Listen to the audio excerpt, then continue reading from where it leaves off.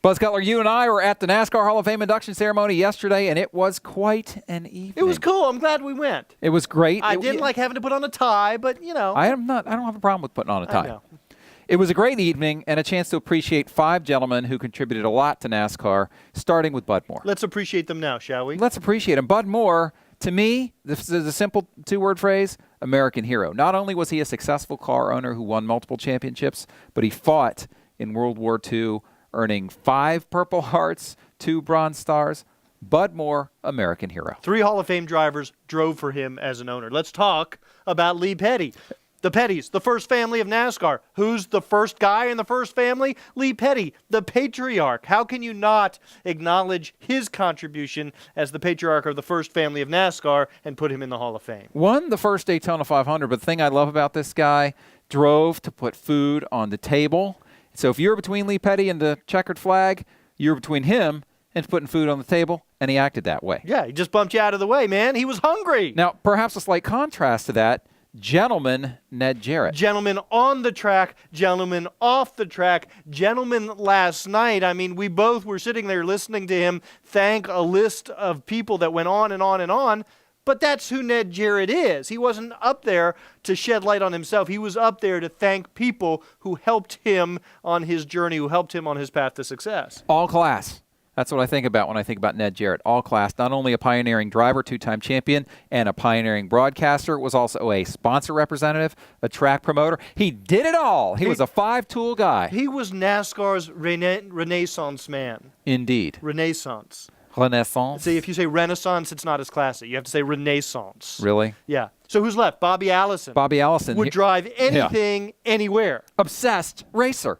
This guy was an obsessed racer. And I think, to be honest with you, I think it was a little bit quirky and headstrong. He would do things his way.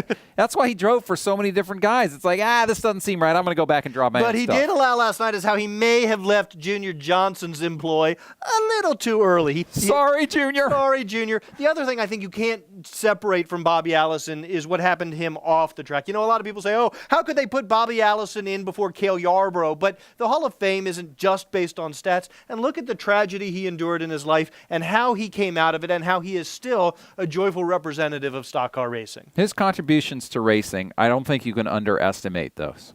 No, not at all. And you can't underestimate the talent of a David Pearson. David Pearson, I have said it before, I will say it again, I think he's the best ever. If you look at his head-to-head stats with Richard Petty and Dale Earnhardt, I think you got to give David Pearson the nod. If you look at his winning percentage, or just percentages in general, top 5 percentage, you got to give him the nod. David Pearson, best ever, the Silver Fox, a cool mofo. Well, that's the thing that struck me about David Pearson was just not only how talented he was, because we all knew that, we all know the numbers, but just how cool he was doing it. He wasn't maybe that comfortable on the podium last night, but when you put him in a driver's suit and you put him at a racetrack and he's winning races and he's smoking cigarettes and he's wearing his mirrored shades and he's kissing the girl. And he's got that he fire is suit. like the Steve McQueen in NASCAR, as somebody said. Yeah. So cool that, you kind of want to be that guy.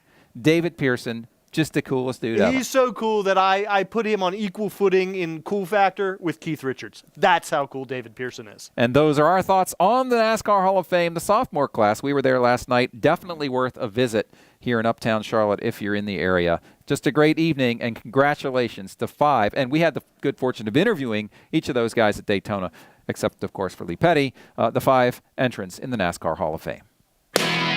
Rowdy.com. Say it like it is. Say what like it is? Rowdy.com.